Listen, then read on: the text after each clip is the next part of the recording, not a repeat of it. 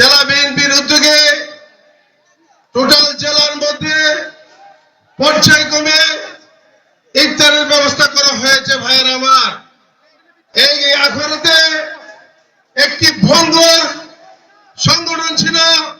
এই ভঙ্গুর সংগঠনকে কয়েকমাত্র কবির আহমেদের নেতৃত্বে খাদের কিনারা থেকে টেনে এনে আজকে একটি বিশাল সংগঠনে পরিণত করেছে।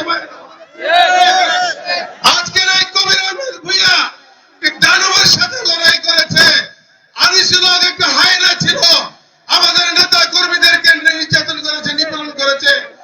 আজকে খোলা মাঠে আমরা ইফতার করার সাহস পাচ্ছি। আমরা কোনোদিন কথা বলার সাহস পাই না। আমরা প্রাণ খুলে হাসতে পারি নাই, আমরা প্রাণ খুলে কোথাও যেতে পারি নাই এই হাইনা আনিসুল হকের নির্যাতনের কারণে। আজকে কবির আহমেদ ভূঁইয়ার নেতৃত্বে কসবা করো ঐক্যবদ্ধ এবং তারেক আহমদ আমাদের প্রাণপ্রিয় নেতা জনাব তারেক রহমান আমাদেরকে যে নির্দেশনা দিয়েছে, ঐক্য ঐক্য ঐক্য ঐক্যের কোনো বিকল্প নেই। ঐক্যবদ্ধ বিএনপি অনেক শক্তিশালী। তাই আসুন আমরা ঐক্যবদ্ধ ভাবে থাকি এবং ঐক্যবদ্ধ ভাবে থেকে স্বৈরাচারের মোকাবেলা করতে হবে। আপনারা জানেন বিএনপির বিরুদ্ধে অনেক ষড়যন্ত্র হচ্ছে। আজকে